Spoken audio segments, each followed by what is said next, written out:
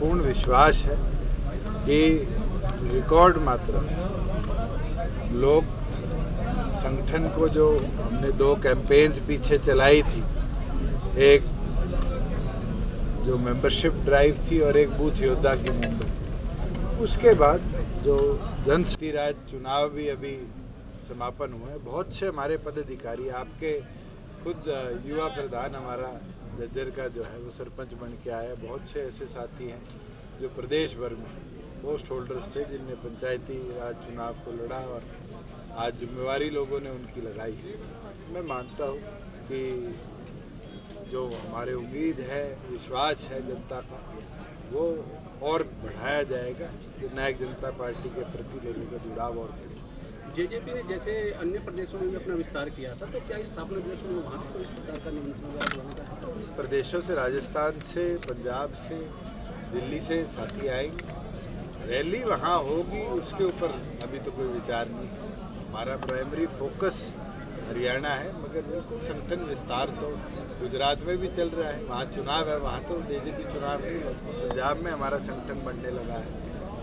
राजस्थान के अंदर तो गतिविधि और तेज करी गई है, जहाँ मर्जी ढांडा विधायक की भी जिम्मेवारी लगाई गई प्रभारी के तौर पर। तो मैं मानता हूँ धीरे धीरे कोई भी संगठन एक दिन में पूरे देश में या प्रदेश में नहीं फैलाया जा सकता। हरियाणा को मजबूत हमने किया है 5 साल में, अब दूसरे प्रदेशों में विस्तार बढ़ाएंगे। सर, जज्जर में सड़कों की हालत, बयान दिया है, कायर बताया है और एक मीडिया के सामने एक लेटर भी लहराया है माफीनामे का उनका। देखिए, राहुल गांधी जी जो गतिविधि करते हैं उस पर ना टिप्पणी करो तो बेहतर है। और आज भी जो उनके कारनामे हैं, वो देश अब तक भुगत रहा है। चाहे वो बिल फाड़ने वाली बात थी, उसका भुगतान आज लोगों को करना पड़ रहा है। सर, जज्जर में सड़कों की हालत बेहद खस्ता हाल है। गीता बुक्कल जी ने आपके सामने क्वेश्चन भी किया था कि हालात, मैं एक एक करके ले लेता हूँ। सड़कों की दोनों ले लेता हूँ। सड़कों की हालत आपने बात करी। Sir, let me complete once, एक बार कंप्लीट होने दीजिए, फिर इसका जवाब दे देता हूँ। तेरे वाला ज्यादा लंबा चलेगा। नहीं, लंबा नहीं चलेगा। जहाँ आपने धान घोटाले की बात, जुंडला के अंदर हमने सीएम फ्लाइंग से चेकिंग करवाई थी, जहाँ पर कई स्कूटर के नंबरों पर गोश्त परचेजेस शुरू करी गई और तुरंत उसको रोक लिया गया। तो उसके बाद प्रदेश भर में हमने डिप्टी कमिश्नर्स की ड्यूटी लगाई थी कि एक एक व्हीकल जो ट्रांसपोर्टर लिस्ट कराता है उसको वाहन से ट्रेस बैक किया जाए। 9 जिलों की रिपोर्ट आ गई, एक भी ऐसा व्हीकल नहीं मिला जो अदर देन ट्रांसपोर्ट व्हीकल हो। और दूसरी ओर जो बचे 13 जिलों की रिपोर्ट जैसे जैसे आएगी, उस पर भी अगर कोई ऐसे व्हीकल के नंबर आए हैं बिलिंग के अंदर जो कि 2 व्हीलर है, 3 व्हीलर है, गाड़ियाँ हैं, तो उनके खिलाफ, उनके ओनर्स के खिलाफ और उनके ट्रांसपोर्टर्स के खिलाफ भी हम कार्रवाई करें। जहाँ बात आई कि पैडी परचेज की, उसके अंदर क्योंकि मार्केटिंग बोर्ड इन गेट पास और एग्जिट गेट पास निकालता है, मार्केटिंग बोर्ड के वो अधिकारी जो इसमें इन्वॉल्व थे, कल उनको निलंबित भी कर दिया गया, 2 को टर्मिनेट भी कर दिया। रेजिमेंट को लेकर काफ़ी समय से लोग अपनी मांग को लेकर बैठे हुए हैं। गुड़गांव में पुलिस पर पथराव भी किया है उन लोगों ने, तो इसको लेकर क्या? गवर्नमेंट ऑफ इंडिया के विचाराधीन मामला है। मैंने तो स्वयं पार्लियामेंट का मेंबर था जब भी ये बात रखी, और उसका रिप्लाई आया था कि आज़ादी के बाद कोई भी कास्ट बेस रेजिमेंट नहीं बनी, इसलिए कुमाऊं रेजिमेंट बनाई गई थी। अब केंद्र सरकार उस पर क्या निर्णय लेती है तो समय बताएगी। सर, सड़कों की हालत है ना, आप भी बेहद खराब है। विधानसभा में आपने कहा था कि ठीक करवाएंगे, लेकिन वो पैचेस भी अच्छी तरीके से नहीं लग रहे हैं। आप एक बार शहर में घूम के देखिए कि बेहद ही खस्ता हाल है। इंटरनल रोड की बात है, एक सड़क PWD की थी, उसका ऑलरेडी टेंडर हुआ है। पब्लिक हेल्थ की पाइपलाइन ले डाउन हुई थी।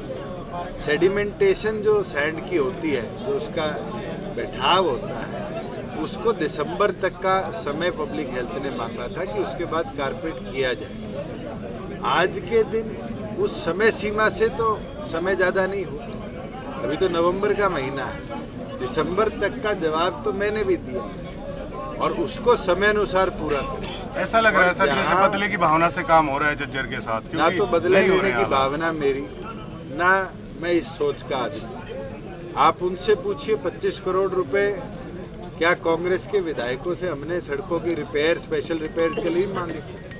और मैं बताता हूं कि सबसे पहली फाइल किसी की निकली तो समालखा का विधायक जो कि कांग्रेस का है, वो एफिशिएंट था, उसने अपनी फाइल भिजवाई नहीं, हमने अप्रूव कर भी भेज दी, टेंडर्स भी लग चुके। अगर बदला किसी ने लेना है तो भूपेंद्र हुड्डा और उनकी टीम से सीखो। कैसे कैसे आज के दिन सिर्फ एक क्षेत्र का विकास किया था, हरियाणा प्रदेश का चौमुखी विकास अगर किसी ने किया तो हमारी सरकार। हुड्डा साहब तो कहते हैं ना कि मेरे को तो काम कराने की, इनको कहने की जरूरत नहीं, मैं तो खुद सक्षम हूं अपना काम कराने। उनका तो बयान भी आया है। उनके कहने से काम होता तो अच्छी बात। सर, सर्कल रेट जो केएमपी के पास रेल लाइन जाएगी, सर्कल रेट में काफी डिफरेंस हो रहा है।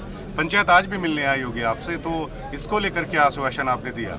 पहली चीज तो मैं आपको कानून बता दूं, जिस दिन लैंड एक्विजिशन की धारा लगती है उस दिन वहां पर जो सर्कल रेट होता है एक्विजिशन प्रोसेस उसी में होगा। सर, एक आज उसके बाद किसी और हाईवे के लिए सड़क एक्वायर हुई, रेट बढ़ गया और ये कह दिया जाए तो फार्मर के पास पावर है कि वो आर्बिट्रेटर के पास जाए। आर्बिट्रेटर अगर फैसला सक्षम नहीं करता तो वो कोर्ट में जाए। सर, सर, उनका कहना है कि 200 सर, एक टाइम आप ऐसे दुष्यंत थे जो संसद में ट्रैक्टर लेके गए, आज पानी निकासी के लिए आज किसानों के हितों पे देखिए, जहाँ केएमपी के साथ जल भराव की बात है और थोड़ा एरिया जो रोहतक को एडजॉइनिंग है डीगल के साथ, वहाँ के लिए स्पेशल पैकेज हमने यूनियन गवर्नमेंट को 900 करोड़ का लिखकर वाटर अथॉरिटी से भिजवा दिया है। उसके साथ साथ सप्लीमेंट्री सपोर्ट के लिए यहाँ पर वीटी पंप भी और इलेक्ट्रिक पंप्स भी हमने लगाए हैं जो कि नॉन स्टॉप चल रहे हैं। दिक्कत ये आई थी क्योंकि ये ड्रेन जो उस इलाके में जाती है, गुजरती है, उसके अंदर सोनीपत साइड का पानी ज़्यादा था इसमें और ओवरफ्लो के कारण यहाँ नुकसान हुआ। जहाँ नुकसान हुआ है वहाँ 100% जो 15,000 रुपये प्रति एकड़ की हमारी स्कीम है, किसान के खाते में हम डीबीटी करेंगे क्योंकि पंचायत का कोड ऑफ कंडक्ट लगा हुआ है 28 तारीख तक। ये प्रोसेस को रोक दिया गया था। जैसे ही पंचायत का कोड ऑफ कंडक्ट हटेगा, फार्मर्स को उनकी कॉम्पनसेशन उनके डीबीटी खाते में मिलेगी। आगे फसल बोने में भी तो दिक्कत होती होगी सर उनको। चेतावनी दी है सरकार की मुकदमे वापस नहीं लिए गए तो फिर आंदोलन हम शुरू कर देंगे, जाम लगाएंगे। कैसे देखिए, डैमेज 5 मुकदमों को छोड़कर बचे जितने मुकदमे थे, हरियाणा सरकार की कमिटमेंट है और हमने कोर्ट को लिख कर दे दिया है कि हम विड्रॉ करेंगे। 5 वो हैं जिसमें एक तो आपके बहादुरगढ़ में रेप का मामला था, एक मर्डर का मामला था। ऐसे जो हीनियस क्राइम्स थे उनको हम प्रोसीड फर्दर करेंगे और वो स्पष्ट पहले दिन सरकार का जवाब। सर, किसान यूनियन है 24 तारीख से रेल रोको अभियान शुरू कर रही है एमएसपी को लेकर। एमएसपी को लेकर कोई आश्वासन क्यों नहीं मिल रहा है? जो एमबीबीएस छात्र बॉन्ड्स की व्यवस्था के प्रति धरना दे रहे हैं, मैं उनसे भी आग्रह करूंगा कि इस पॉलिसी को एक बार समझने का काम। आपकी सिक्योरिटी सरकार बन रही है और उसके बदले में आपसे बॉन्ड ले रही है। आप सरकार से सिक्योरिटी ना बनवाएं, अपने पर्सनल फंड से उस व्यवस्था को, शिक्षा की व्यवस्था को आगे लेके जाइए। सरकार आपको रिस्ट्रिक्ट कर ही नहीं सकती। ये तो सिर्फ उन छात्रों के लिए है जो सरकार से अपने लोन के बॉन्ड को भरवाने का, सिक्योरिटी लेने का काम करें। और वो सरकार अपनी तरफ से भी चाहती है कि जब सरकार उनकी सिक्योरिटी देती है तो वो हरियाणा प्रदेश की सेवा भी निरंतर करने का काम करें। सर, मीनू बेनीवाल का जिक्र काफी हो रहा है। मीनू बेनीवाल का क्या मामला है? कॉरिडोर का जो मामला है उसमें किसानों का कहना था कि आपने 200% मुआवजे की घोषणा की थी डीसी रेट के, लेकिन अब 125 से 150%। देखिए, जो भी पॉलिसी है कॉम्पनसेशन की बड़ी फेयर एंड क्लियर है। अगर वो अर्बन लोकल बॉडीज से टचिंग है, किलोमीटर डिस्टेंस पे तो कम मिलेगी, फर्दर अवे है तो उसका ज़्यादा मिलेगा। 4 टाइम मल्टीप्लायर है, 2 टाइम मल्टीप्लायर है। ये सब यूनियन गवर्नमेंट की पॉलिसी जो 2013 के एक्ट की अमेंडमेंट है उसके अंदर क्लैरिफाइड है और उस क्लैरिफिकेशन के साथ फार्मर्स आज भी सेटिस्फाइड है। किसी को कोई ऑब्जेक्शन है तो ज़रूर हमें बताइए, हम उसको डीआरओ लेवल पर, क्योंकि वो फर्स्ट अथॉरिटी है, डिप्टी कमिश्नर सेकंड अथॉरिटी है, डिविजनल कमिश्नर टर्शरी अथॉरिटी है और उसके बाद फिर कोर्ट है जो आर्बिट्रेशन के मामलों को डील करता है।